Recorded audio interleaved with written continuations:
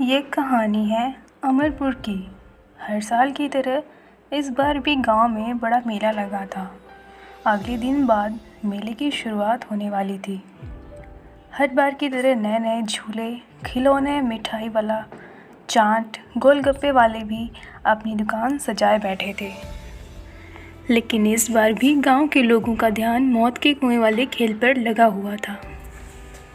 इस खेल के प्रचार वालों ने भी कोई कमी नहीं छोड़ी थी। मोहन एक रिक्शे पर माइक लिए घोषणा कर रहा था, आ गया, एक बार फिर से आ गया। जिस खेल ने जीता है सबका दिल, वो फिर से आपके गांव आ गया। करोगे देर तो समस्या होगी विकट, क्योंकि बिक जाएंगे खेल के सारे टिकट। गांव का हर एक आदमी जल्दी से जल्दी टिकट लेकर खेल का सबसे पहला शो देखना चाहता था। अगले दिन खेल का पहला शो था, लेकिन उसी रात गांव में एक अजीबोगरीब घटना घटी। जहां पर मौत के कुएं का खेल दिखाने की तैयारी थी, आधी रात के बाद अचानक वहां से मोटरसाइकिल चलाने की आवाज़ आने लगी। एक घर में श्यामलाल, उसकी पत्नी देवकी और उसकी 6 साल की बेटी गुंजा सो रही थी। अचानक से गुंजा की नींद खुल जाती है। गुंजा कहती है, पापा जागो जागो ना, देखो मौत के कुएं का खेल शुरू हो गया है, चलो ना देखने। अपनी बेटी गुंजा की आवाज़ सुनकर दोनों जग जाते हैं।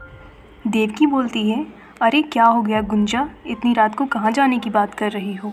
गुंजा बोलती है, माँ हमने उस मौत के कुएं का टिकट लिया है ना, देखो ना वो खेल शुरू हो गया है, तुम्हें मोटरसाइकिल की आवाज़ आ रही है ना? श्यामलाल बोलता है, बेटा अभी तो रात है, वो खेल तो कल शाम को शुरू होगा। गुंजा बोलती है, पर यह आवाज़ कैसी है पापा? श्यामलाल बोलता है, अरे होगी कोई आवाज़, चलो सो जाओ। गुंजा सो गई, लेकिन जैसे रात बीत रही थी, मोटरसाइकिल की आवाज़ बढ़ती जा रही थी। कुछ देर बाद मोटरसाइकिल की आवाज़ आनी बंद हो गई और वहाँ से एक औरत और बच्चे के रोने की आवाज़ आने लगी। उस रात से गुंजा और उसके माता पिता की नींद खुल गई। इस बार वो आवाज़ उन दोनों को भी सुनाई दे रही थी। वो सब बहुत डर गए। वो उस जगह पर जाना तो चाह रहे थे, लेकिन उनकी हिम्मत नहीं हो रही थी। अगली सुबह जब उन लोगों ने गांव वालों से ये बात बताई, तो उनकी बातों पर किसी ने ध्यान नहीं दिया, क्योंकि उनके सिवा वो आवाज़ किसी ने नहीं सुनी थी। इसका शायद ये भी कारण हो कि गुंजा का घर मेले वाले मैदान के पास में था। उसी शाम देवकी, श्यामलाल और गुंजा मेला देखने गए। चारों ओर लोगों की भीड़ थी। कोई झूले पर बैठा चिल्ला रहा था, तो कोई नए खिलौने में हाथ में लिए मुस्कुरा रहा था। कोई जलेबियां देखकर लार टपका रहा था, तो कोई गोलगप्पे की दुकान पर बिना गोलगप्पे गिने खा रहा था। लेकिन गुंजा को तो इंतज़ार था मौत के कुएं के खेल का शुरू होने का। वहाँ भी कई सारे लोगों की भीड़ लगी थी। लोग खेल चालू करने के लिए कह ही रहे थे कि मोटरसाइकिल स्टार्ट करने की आवाज़ आई।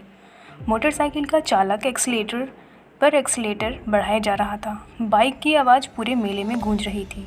दर्शक बाइक की आवाज़ से रोमांचित हो रहे थे। कई लोग तो सीटियां भी बजाने लगे थे। लेकिन इसी बीच लोगों ने देखा कि मौत के कुएं में एक छोटी सी बच्ची बैठी रो रही है।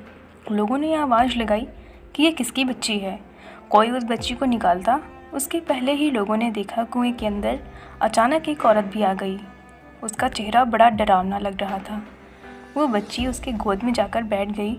लोगों ने देखा कि जब वो रो रहे हैं तो उनकी आंखों से आंसू नहीं बल्कि खून निकल रहे हैं। कुछ ही देर में वो दोनों उड़ते हुए बाहर आ गए।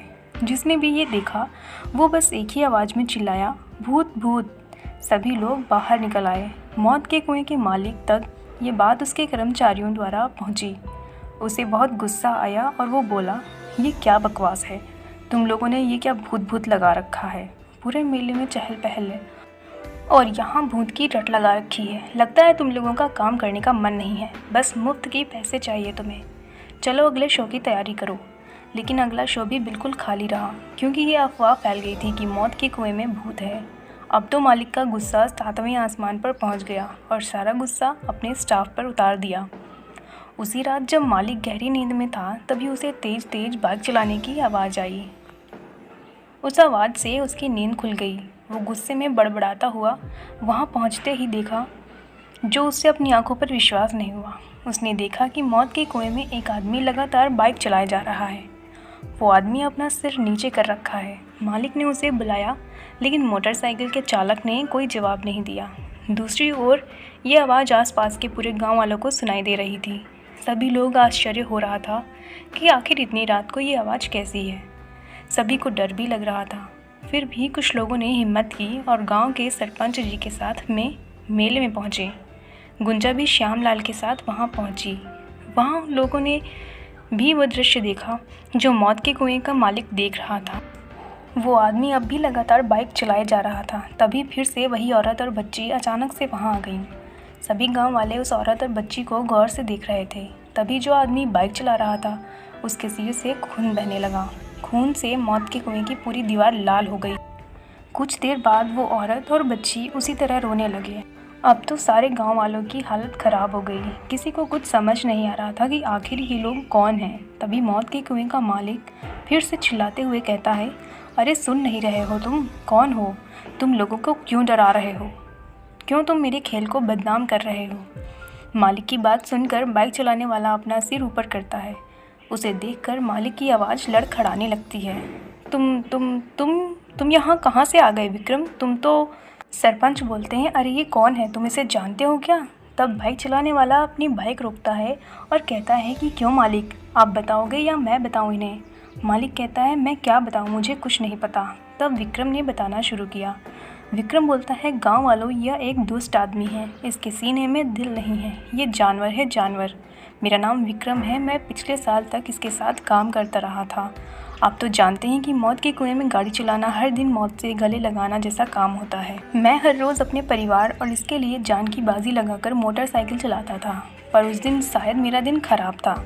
किसी दूसरे गांव में मेला लगा था। मैं अपना खेल दिखा रहा था कि अचानक मोटरसाइकिल का एक्सीडेंट हो गया और मेरा सिर कुएं की दीवार से जा टकराया। लगातार खून बहता रहा और मैं बेहोश हो गया और फिर मेरी मौत हो गई। विक्रम के मौत के बाद उसकी पत्नी और उसकी छोटी सी बेटी के सामने जीवन चलाना बहुत ही कठिन हो गया। वो एक दिन मालिक के पास गए और कुछ पैसे मांगे, पर उसने कोई मदद नहीं की और वहाँ से भगा दिया। वे दोनों परेशान होकर बाहर चले आए। विक्रम की पत्नी ने किसी और जगह काम करने की कोशिश की, लेकिन कहीं भी काम नहीं मिला। भूखे प्यासे सड़क पर भटकते कई दिन बीत गए और फिर भूख से उन दोनों की भी मौत हो गई। विक्रम ने बोला, गांव वालों, आप लोग ही बताइए, मेरा और मेरे परिवार का क्या दोष था जिसकी हमें सज़ा मिली? अरे हम तो कलाकार हैं, इसी से हमारी रोज़ी रोटी चलती है। लेकिन कल को कोई हादसा हो जाता है तो मालिक हमें मरने को छोड़ देता है। हम पूरा जीवन आपकी खुशी के लिए, आपके मनोरंजन के लिए काम करते हैं और बदले में हमें क्या मिलता है? विक्रम की बात सुनकर गांव वालों ने उस मालिक को मारने के लिए घेर लिया। मालिक बोलता है, अरे मुझे छोड़ दो, मुझसे गलती हो गई। सरपंच ने कहा, हम तुम्हें एक ही शर्त पर छोड़ेंगे कि तुम अपने यहाँ काम करने वालों की जिम्मेदारी लोगे कि उन्हें कुछ हो गया तो उस परिवार को बेसहारा नहीं छोड़ोगे। अरे आजकल तो लोग बीमा होता है, क्यों नहीं सबका बीमा करवा देते? सरपंच की बात मालिक मान गया। उसने सभी काम करने वालों का बीमा करवाया। विक्रम जीते जी अपने और अपने परिवार के लिए कुछ नहीं कर पाया था, लेकिन मरने के बाद अपने साथियों का भविष्य सुरक्षित कर लिया।